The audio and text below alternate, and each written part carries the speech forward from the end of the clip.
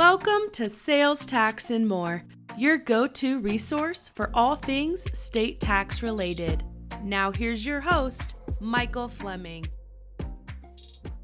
Hi, Mike Fleming here, founder of Sales Tax and More, and today's co-host of the Sales Tax and More podcast, where we talk about everyone's favorite topic, which is, of course, sales tax.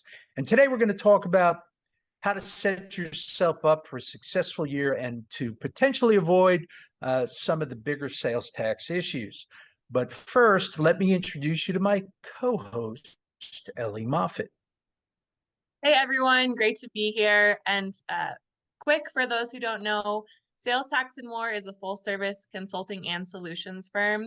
We have a really great team here of experienced tax professionals who are very dedicated to fulfilling any of your state tax or related needs. So we do a lot of sales tax returns, sales tax registrations, consultations, research, and like our name states, more. So if you ever have questions about any of our services, please reach out. So Mike, I don't know what happened. We blinked.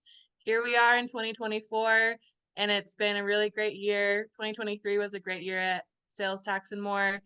And it is very important to our entire team that we help people set themselves up for a sales tax success. So let's get this podcast started with a really broad question here.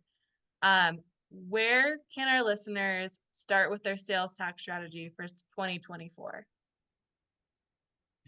Well, before I get into that, Ellie, I just want to welcome everyone. I hope that everyone had some great holidays and that we're all set to start this new year.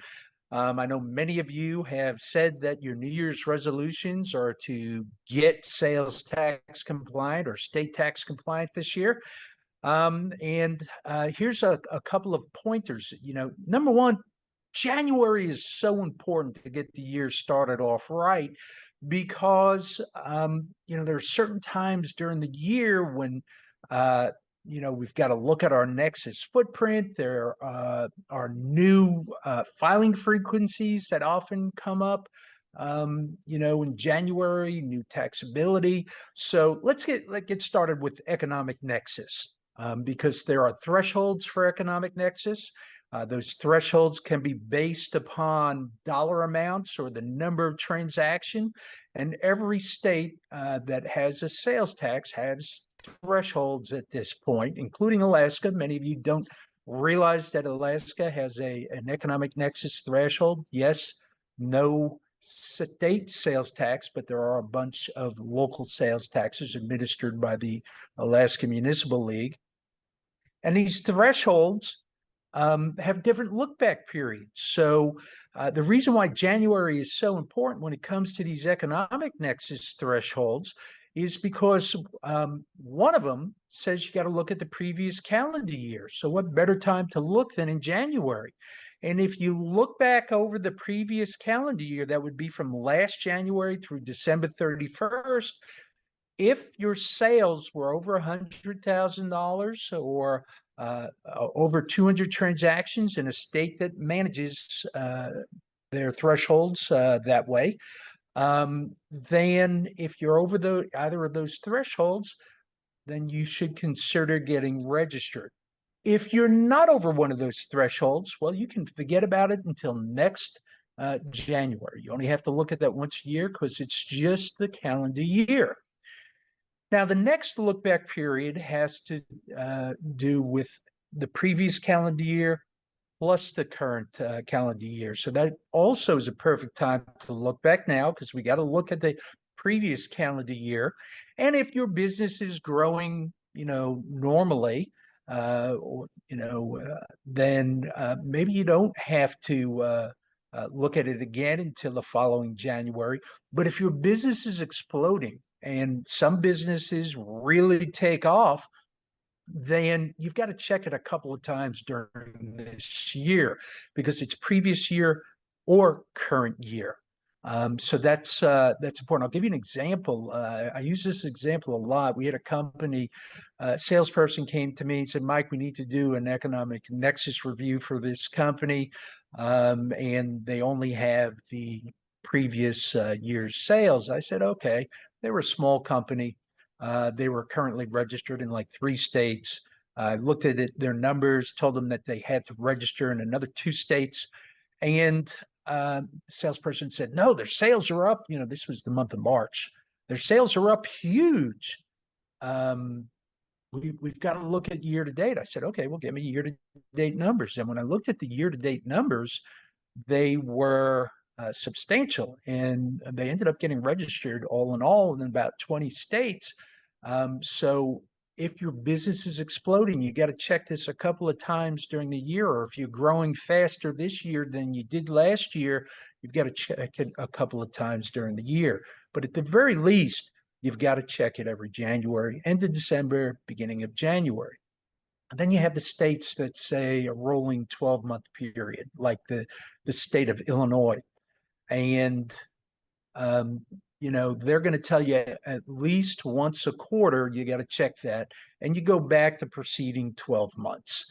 So that's something that you'll need to be checking throughout the year also. But January, very, very important year. You want to get started on the right foot. Make sure you're not accruing any liability because of thresholds you passed in the previous year. Mike, we always say in our webinars too, it all starts with Nexus, eh? Yeah. And okay, so great info on Nexus though. What about physical Nexus? Absolutely. And, states start out looking for economic nexus, but in the process, and let me actually back up. States know that the majority of companies out there are not compliant at all or not fully compliant with this economic nexus. I mean, the Wayfair case, which ushered in economic nexus for sales tax, was 2018. So we're going on 5.5 years here. And still, depending on what survey you look at, roughly 50% or more of the companies out there are not fully compliant. And the states know this. So they're getting very, very aggressive. You've got states like Illinois, states like Wisconsin, and now Arizona. Our clients have started getting letters from Arizona questioning registration dates, and in a lot of instances, turning into full-blown audits. So that's number one. Now, while they're looking for this economic nexus and whether you actually use the correct start dates when you got registered, they're also looking for other types of nexus. And, that comes to physical nexus. And we've got some great webinars on physical nexus. I'm just going to touch on a couple here. The ones that give our clients and other people that we're speaking to the most problems. The first is third-party nexus. And this gives a problem because it just doesn't make common sense. I mean, if we're thinking about what activities we do to create nexus, we rarely think of the activities of third parties. Yet there are 2 U.S. Supreme Court cases that touch on this. And basically, in Tyler Pipe, that's the last one, 1987, they said it doesn't really matter what you call someone, doesn't really matter how you pay them, doesn't matter if they represent you exclusively. Here's what matters. Are they helping you to establish or maintain a market? And if they're helping you to establish or maintain a market, that's probably going to be nexus creating. Now, that's paraphrased. But that's real important because the states took that language and incorporated it directly into their statutes, their rules, their regulations. They use it to provide guidance. The state courts use it as precedent. What better case to use for precedent than a U.S. Supreme Court case? So very, very important. And in all my years of doing this, this has been the biggest issue that has created problems for companies. It's the use of third parties. So it doesn't matter if you call them a subcontractor, an independent contractor, you don't even have to call them anything. If you have somebody, whether it be a company, an individual, performing work on your behalf, then there's a good chance that's going to be nexus creating. So we've got to watch that when we're determining what our nexus footprint is. Some other big ones, remote employees. I mean, during the pandemic, a lot of us had employees start working from home. Some of them have returned to the office. but in a lot of places they have not. And during the pandemic, there were exceptions passed. In other words, they weren't enforcing their uh, uh, their rules concerning remote employees creating nexus, and not anymore. All of those have lapsed. So in most instances, if you have an employee living in another state, that's probably creating nexus for you. Traveling. It doesn't matter if they're an employee or a third party. If they're traveling on your behalf, then that is going to be nexus creating in most states. And some states have very low thresholds. State of Arizona, the state of Michigan, if you've got someone there, greater than 48 hours cumulatively throughout the year, that's generally going to be nexus creating. So traveling employees, sometimes hard to track, especially if you're in the accounting department. You don't always know where everyone is traveling, but that is something that can create nexus. And then the last big one is inventory. And a lot of people, sell on Amazon as well as through other channels. And, in most instances, having inventory, even at an Amazon warehouse, even though Amazon is collecting the tax, if you have inventory in a state, most states are going to say that that inventory creates a physical nexus for you. Now, if it's just in an Amazon warehouse, some states have changed their position since we have economic nexus. Arizona now says that unless you're shipping the inventory directly to Amazon in Arizona, then that's no longer nexus creating. If Amazon is just moving the inventory there, that's no longer nexus creating. If you're shipping it there directly, that is nexus creating. The state of Texas, they say that if you're only using the inventory at Amazon to fulfill Amazon sales, not nexus creating. If you're using it to fulfill sales on, say, a Shopify, then that is going to be nexus creating. And by the way, that's just for sales tax. For income tax purposes, that is generally going to be nexus creating. In Texas, we don't have an income tax, but we do have the Texas franchise tax. So nexus, very, very important. The states are getting more aggressive. I think we're going to see that continue, especially as we talk about recession and, states' revenues are drying up. They have less and less money, and their constituents need more and more services. They got to find that money somewhere. So, Mike, is this just a consideration for registrations? Should we look at deregistrations as well, or can you speak to that? Oh, yeah, great point. Registrations, very important because, I call this the greatest tragedy in sales tax. If we could have collected the tax at the point of sale and didn't, now years down the road or months down the road, however long that is, that tax that our customers would have been grudgingly paid, if not willingly paid, it's now coming out of our pocket. So we're transferring their liability to us. So that's what we call the greatest tragedy in sales tax. So knowing where you have a responsibility to collect tax is important. And that's a big part of that is knowing nexus. Nexus, just a fancy word that means link or connection. And it's the link or connection that must be present before the state can require you to do anything like collect its sales taxes or vendor use taxes or pay its taxes like an income tax or a consumer use tax. So very, very important that if we know what our nexus footprint is and what we're selling is taxable, that we go ahead and get registered if it's material. Now, the flip side of that coin is deregistrations.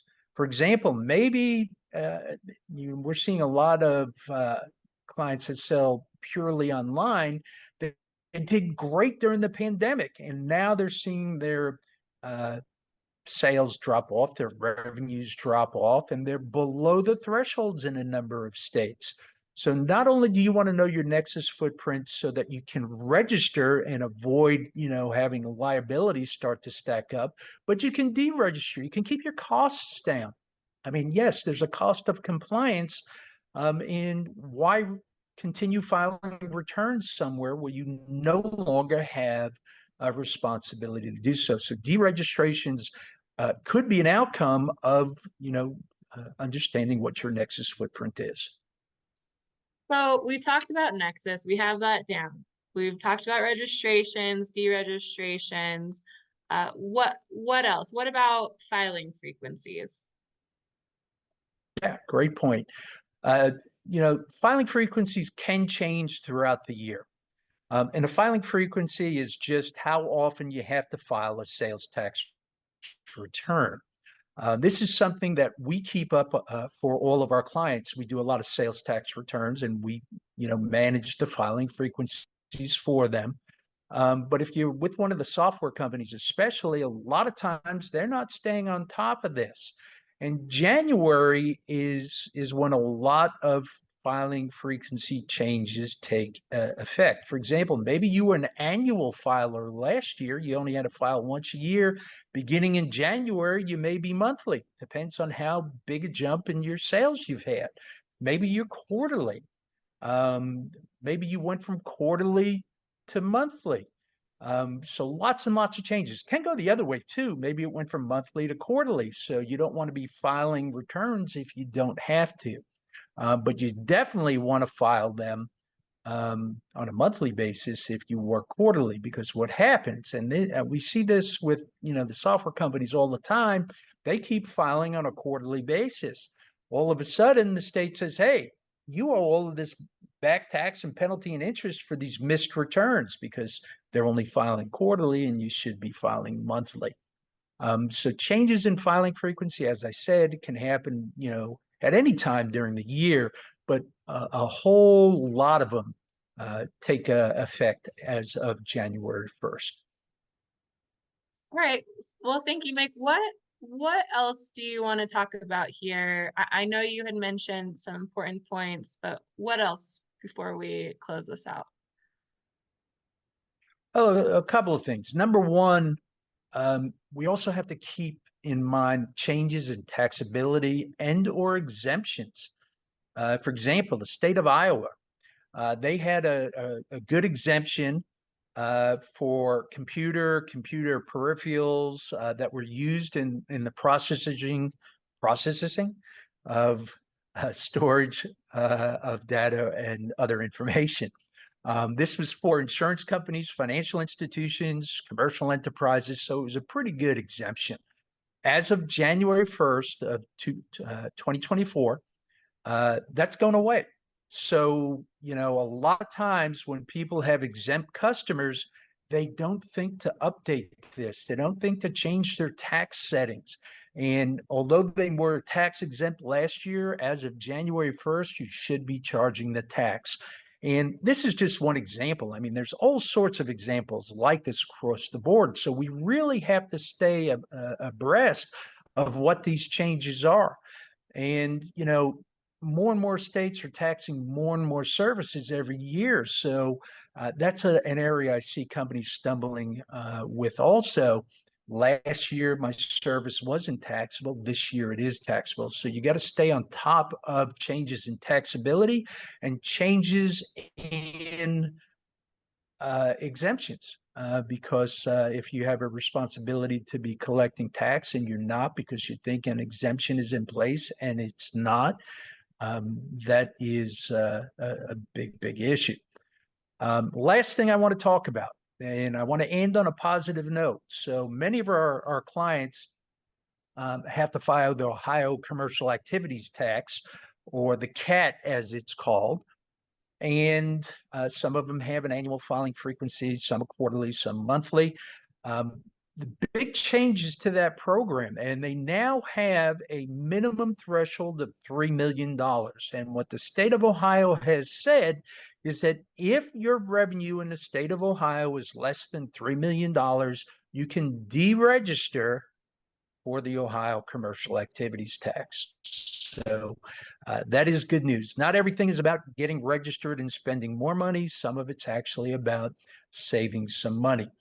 So, just in summary, it's real important that we know our economic footprint, economic nexus footprint, our physical nexus footprint, because we can either register or deregister. Deregister save you some money. The registrations, though, going to save you a lot of pain because that liabilities can start to stack up very quickly, and penalty and interest can sometimes, reach levels of 50% or more. Changes in filing frequencies, changes in taxability or exemptions. All of these are things that generally happen in January. And then, on the income tax front, not really an income tax, it's a gross receipts tax, but very similar to the income tax. We've got the Ohio CAT tax. And Ellie, that's all I've got for today. We're going to be doing a lot more of these podcasts this year, going into a lot more specific issues. And I greatly appreciate everyone listening, and I look forward to seeing you all on future episodes of the Sales Tax and More podcast. Yeah, thank you, Mike, and thank you for helping people start their new year out right. If you have sales tax needs, if you want to start your year off right and you need help, we offer many solutions and services. You can reach out to me directly at eMoffett, that's EMO, F as in Frank, F as in Frank, A as in Apple, T as in Tom, at salestaxandmore.com. You can also visit our website directly, salestaxandmore.com. In addition to the services, we have a lot of free resources out there. We have a series of free webinars that provide CPE credit, along with just some really helpful charts and information as well. So thank you again for joining us today, and Happy New Year. Thank you, everyone. Bye-bye. Thanks for listening. Be sure to hit subscribe and check out all the resources we have out on the web.